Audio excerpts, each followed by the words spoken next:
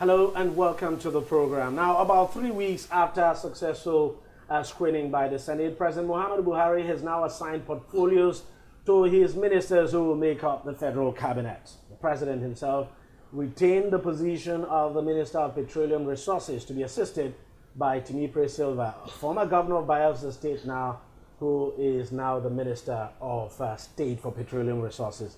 The briefs of Dr. Chris Ngige, Adamu, Abubakar Malami, and 5 others also remain unchanged. For the remaining returning ministers, however, the president made slight adjustments to their portfolios. For instance, the Ministry of Information and Culture now comes with tourism. The Ministry of Power, Works and Housing has also been split in two, with Power as an independent ministry. Budget and National Planning has also been added to the finance portfolio. New entrants like Godswill Akpabio was appointed Minister of Niger Delta Affairs. He will be assisted by Festus Keyamo, who will serve as Minister of State for Niger Delta.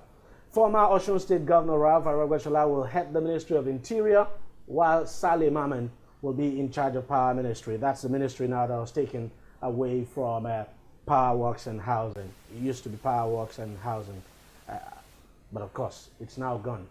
I mean, that of Power now is gone. So that of Power will now operate as an independent ministry. The president also introduced the Ministry of Police Affairs and created 2 others, Special Duties and Humanitarian Affairs. Well, we'll wait and see how these people will perform, because many Nigerians are very expectant at this time, especially when you also consider that, well, the appointments were not made as fast as we all had expected. But joining me to discuss this further is Nelson Ekujimi, who is a political affairs analyst. Nelson, thank you very much for coming on. It's a pleasure being here. Give me your own, general take now on the portfolios assigned to the various ministers. Well, thank you very much. I think Nigerians, collectively we have heaved a big sigh of relief that finally the ship of state has, taken off. And being that as it may, you saw some ministers returning back to their former portfolios. Exactly. That is a testament of the fact that Mr. President has absolute confidence in their ability to do the needful with regards to their ministry. That these are ministers, and that for him, they performed well. Well, the first 4 years. So it means that he's renewing the trust he has in them to do the needful. And also, don't forget that the challenges that they've had in that ministry and the successes that they have gained, they'll be able to build on them. Then the challenges, they'll be able to minimize those problems. So they are home and dry with those. Then you also saw a new ministry like Special Duties and Humanitarian Affairs. For me, I think that was a timely one, because you realize the number of Nigerians we have in the IDP camps. So definitely, with the crisis in the north. With the crisis in the north. So definitely, we have a humanitarian crisis on our hands. Then you look at the special duties will be also tackling. So it means with this humanitarian affairs ministry, you're going to have budget. A robust budget attention for the IDPs and other, crisis-prone areas within the Nigerian state.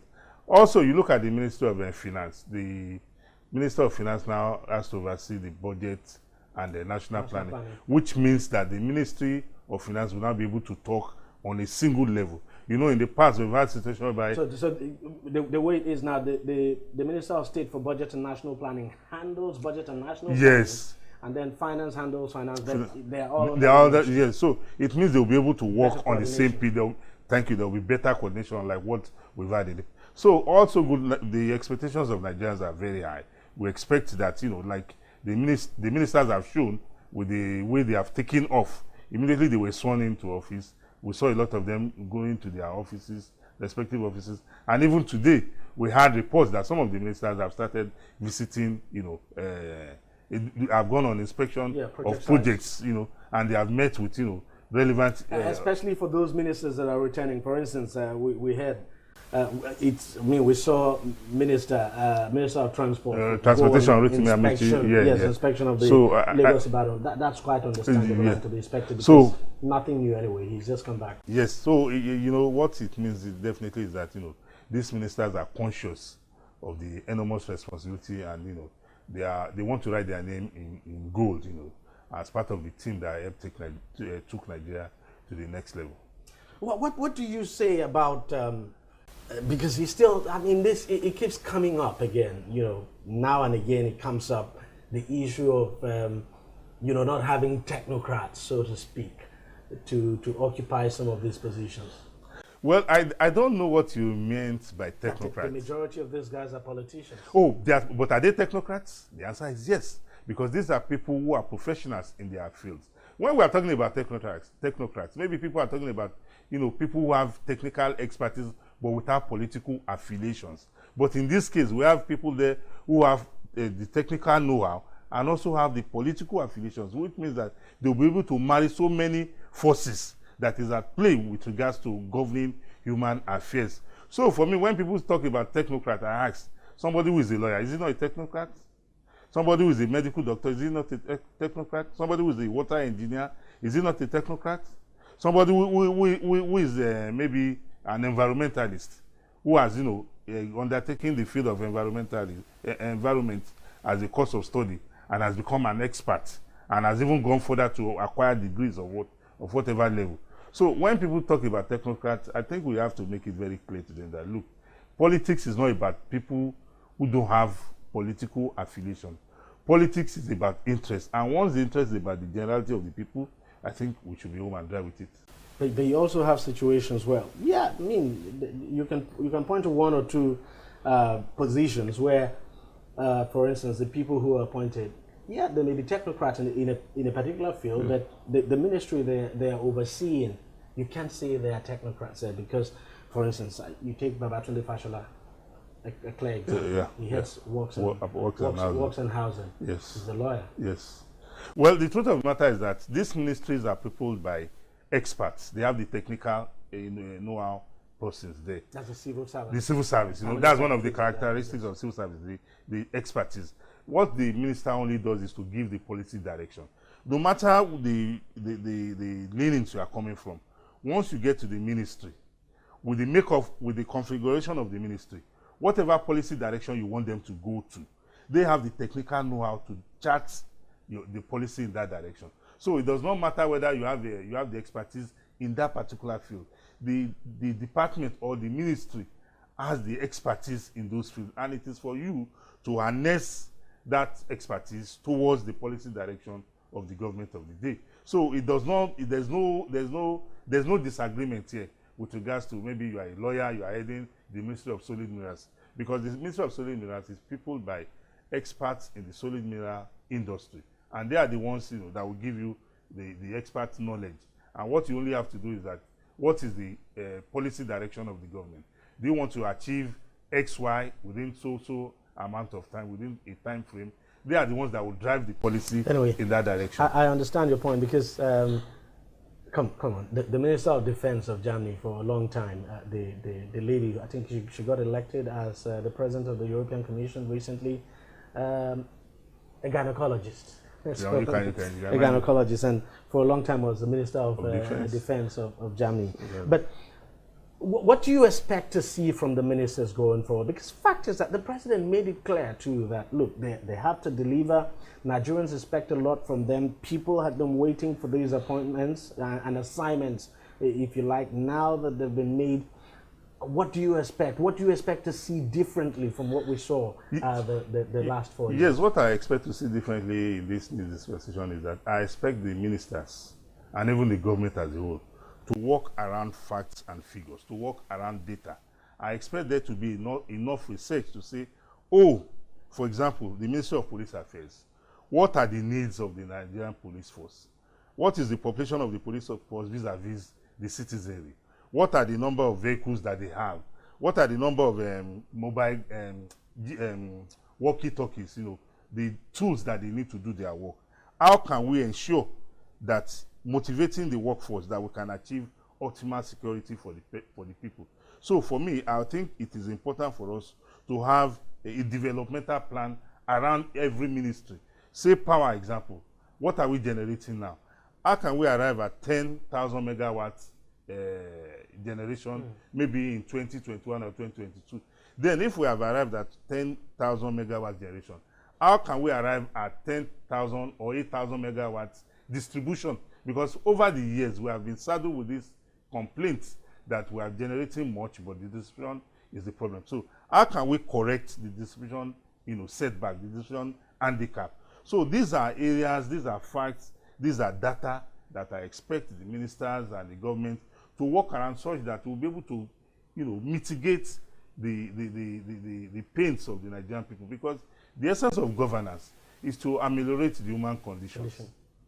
All right. Let's just hope and pray that they get to perform, because Nigerians actually need them to perform to turn this economy around. And Definitely, because we want a better life. We want our children to be able to access school.